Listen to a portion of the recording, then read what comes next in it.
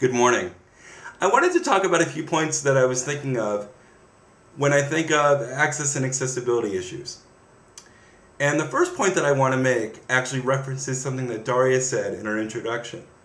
If you remember, she said that accommodation isn't just a disability issue. It's a human issue. And what do I mean by that? Well, I think as a human race, I think it's important to try to get out of the mindset that accommodations only apply to people with disabilities and start thinking about accommodations in terms of what can we do to make our archives, our libraries, more accommodating and accessible for all people, regardless of ability, disability, because if we start thinking in those terms, we're going to make accessible places. We're going to make places where people can have access to the information and the services that they need.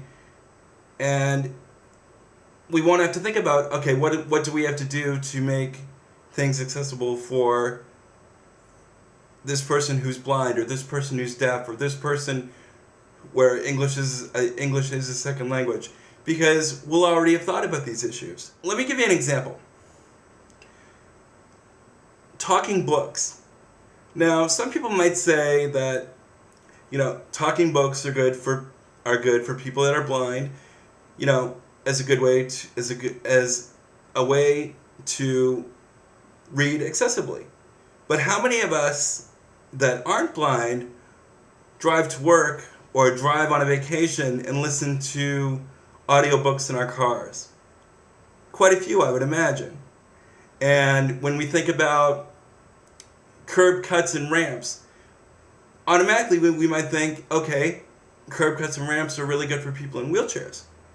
But how many of us have pushed a stroller or delivered a package or broken our leg, and those ramps and curb cuts really come in handy? So something that might be thought of as a disability accommodation actually accommodates everybody. And the second point that I want to make is that going along with the first point is that if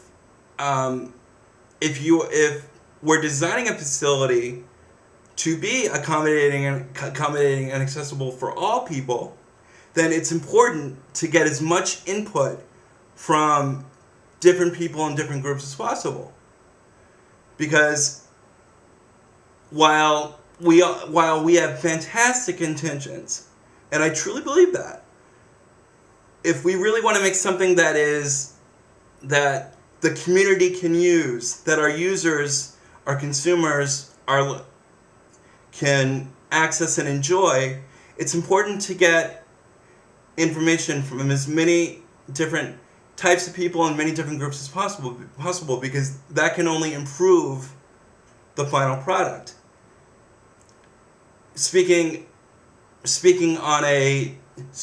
an example, speaking from a disability standpoint, I've been in situations where I was told that places were accessible because they had a ramp, but the ramp might be too steep, or there's a ramp to get in the place, but where I need to go is upstairs and there's a flight of stairs.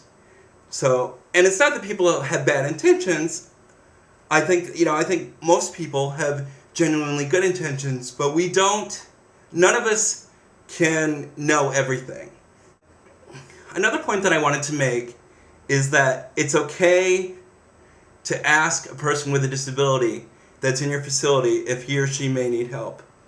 And I have two smaller points going along with that. The first is, I think as archivists, as librarians, we're a giving population. We want to be as helpful as possible. And most of us, no matter if somebody had a disability or not, would go up and say, "Can I help you?" And let me tell you right now, as a person with a disability, Most of us are not going to be offended if you ask us that.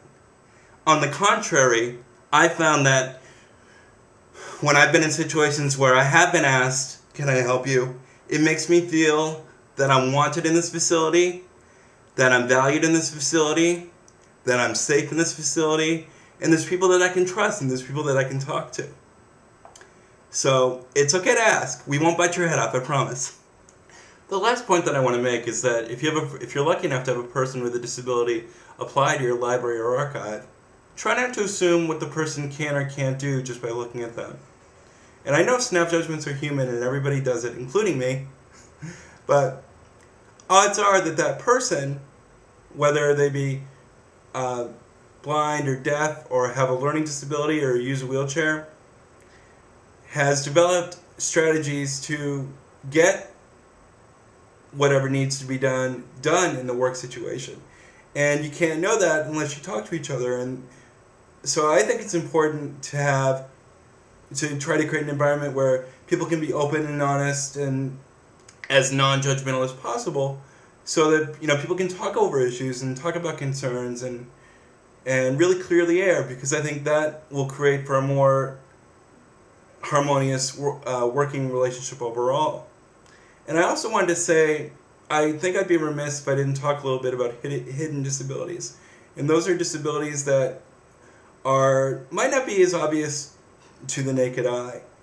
And as an example, I mentioned learning disabilities, or somebody might have chronic lung disease, which might not be as obvious if you're looking at someone.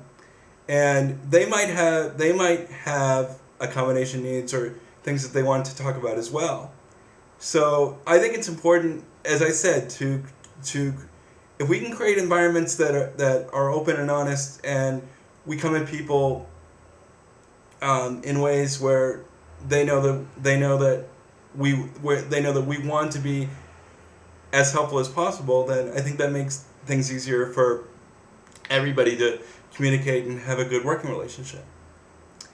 So I wanted to thank everybody for allowing me to do this, and I would love to stay in contact with anybody here. Please feel free to contact me anytime. I'd love to talk to anybody. Thanks a lot. Take care. Bye-bye.